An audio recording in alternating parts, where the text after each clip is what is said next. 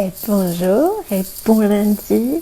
J'avais très envie de venir face caméra ce matin pour ouvrir la semaine, euh, pour vous partager un cheminement que j'ai traversé ces quelques dernières années et vous partager mon regard et ma vision aujourd'hui de ce thème, de ce sujet, parce qu'il est potentiellement possible que cela résonne en vous et que ça éclaire certains points d'ombre que vous pouviez ressentir. Le thème, c'est ce que beaucoup appellent la voie de la rose ou la lignée de la rose, que je considère comme un mouvement plutôt que comme une vérité ou quelque chose d'élite, et encore moins réservé aux femmes. Quand j'ai découvert il y a quelques années, il y a 7-8 ans à peu près,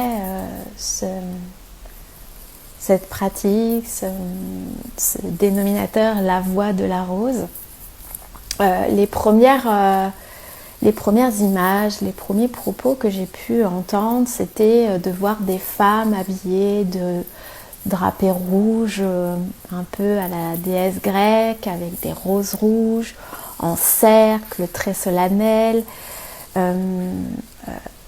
avec pour message de se reconnecter à son féminin sacré, etc. Et là où ça pouvait être intéressant, je sentais qu'il y avait comme un grésillement à l'intérieur de moi. Et quand ça grésille, généralement, en tout cas pour ma part, c'est signe qu'il y a un décalage ou un désaccord entre ce qui est dit et l'originel. Donc volontairement, j'ai un peu mis le sujet en coulisses, tout en observant ce qui se diffusait au fur et à mesure des années, les discours qui étaient diffusés, les événements qui étaient rapportés, chaque fois, ce qui revenait, c'était se reconnecter à ce féminin sacré, mais c'était présenté comme un genre, et il n'y avait toujours que des femmes. Et ce point précis me dérangeait. Je sentais que ce n'était pas une vérité de cette essence de la voie de la rose. Je sentais que la voie de la rose existait et qu'elle avait été conçue pour toute autre chose de ce qui était présenté. Donc j'ai fait mes petites recherches. Mes propres recherches, c'était donc d'explorer par moi-même ce qu'était véritablement l'origine du féminin sacré. Et là, premier couac, le féminin sacré n'est pas un genre, mais une polarité que nous avons toutes et tous à l'intérieur de nous. Et donc c'est une énergie. Ce qui fait que nous avons aussi le masculin divin, qui est l'autre polarité que nous avons toutes. Donc cette voie de la rose qui circule en disant « reconnecte-toi à ton féminin sacré », pourquoi donc il n'y a-t-il aucun homme présent, puisque cette énergie est également présente en chacun de nous. Donc là, c'était un premier point qui était élucidé de mon côté. Arrive en 2024 l'alchimie de l'être, qui est vraiment venue de façon très naturelle dans ma vie personnelle à la suite d'une séance photo et professionnelle également. Je me rends compte que vient se fusionner dans les méditations que je fais, soit pour les ateliers alchimistes de l'être ou pour des accompagnements, la voie de la rose. Ce qui m'interpelle parce que je suis toujours dans ce positionnement que je ne suis pas en accord du tout avec ce mouvement. Mais ça insiste, la voie de la rose, et ça insiste, la voie de la rose originelle. Ok.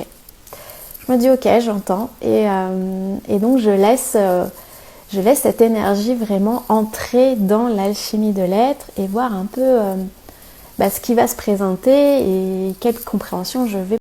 Au cours de certaines méditations, je ressens de nouveau la présence de la voix de la rose insistante et puis arrive un jour, ok, montre-moi.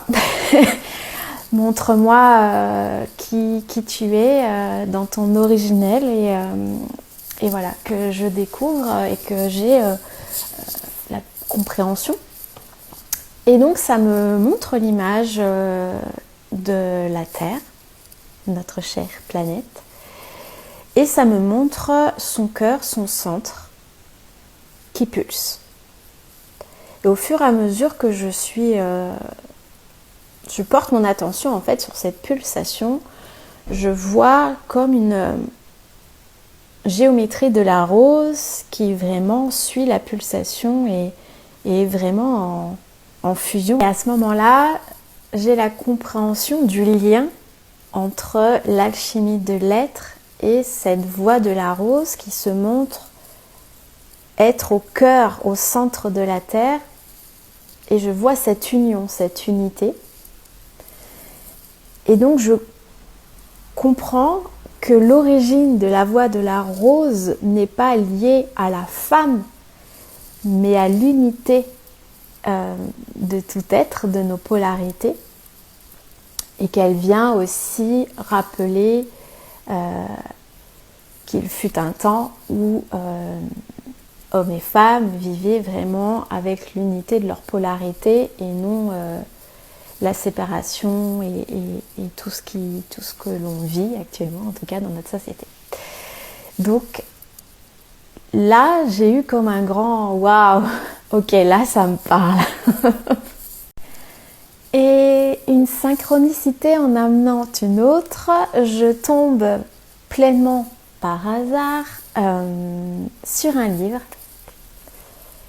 qui arrive pile au moment où j'entre dans cette compréhension et je ressens vraiment cette origine de la voix de la rose. Je tombe sur le livre qui s'appelle La nouvelle conscience de Marie-Madeleine, l'éveil par sa fréquence actuelle, de Adèle Vénéry. Il faut savoir aussi que je n'ai jamais ressenti d'attrait pour les livres qui parlent de Marie-Madeleine, qui parlent de Marie, qui parlent de l'énergie du féminin. Chaque fois, il y avait quelque chose qui grésillait, il y avait un côté assez transformé et inapproprié qui me dérangeait beaucoup. Mais pas lui. Ce livre était en train, au fur et à mesure des pages, d'ailleurs j'ai fait plein de notes, était au fur et à mesure des pages en train de confirmer, noir sur blanc, ce que je percevais en méditation, ce que je ressentais en moi depuis toutes ces années sans réussir vraiment à y poser des mots ou une compréhension. Et c'était totalement... j'étais totalement hallucinée en fait et en joie de me dire ok, je ne suis pas la seule à percevoir qu'il y a un big quack dans ce qu'il est en train de se raconter, qu'il y a eu une appropriation terrible sur cette voix de la rose et qu'en fait l'originel est tout autre. Il n'est pas dans la séparation et encore moins réservé aux femmes et non plus avec systématiquement des roses à tout va. De ma compréhension et des explorations que j'ai pu faire au cours de toutes ces années, de ce livre aussi qui a été édité, c'est que la voix de la rose originelle s'adresse à tous, hommes comme femmes, pour cheminer vers l'unification et la réconciliation du féminin sacré et du masculin divin que nous avons tous en nous. Y disposer des roses pendant les cercles peut être intéressant si ce geste est fait en conscience, là où on sait qu'il y a une surproduction de cette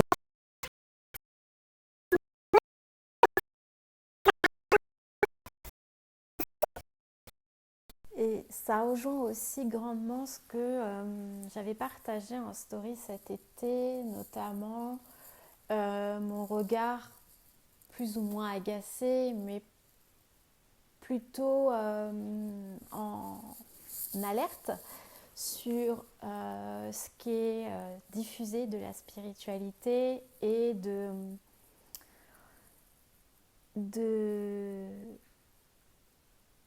l'ego qui s'infiltre très rapidement dans ces espaces-là et qui en fait retire l'essence du message, dépouille le sacré comme pas possible, s'approprie des rituels et des pratiques qui ne sont pas de notre culture. Et, et donc la voix de la rose n'y a point échappé et c'est important que je le dise. Donc pour clôturer ces longues stories que je laisserai volontairement en story à la une, non, la voix de la rose n'appartient pas aux femmes. Non, la voix de la rose n'est pas là pour reconnecter au féminin sacré relié à un genre, puisque le féminin sacré est une énergie que les hommes ont. La voix de la rose est nommée ainsi par la géométrie de cette fleur qui est en reliance avec le cœur même de la terre, qui est l'unité et l'union du masculin divin et du féminin sacré.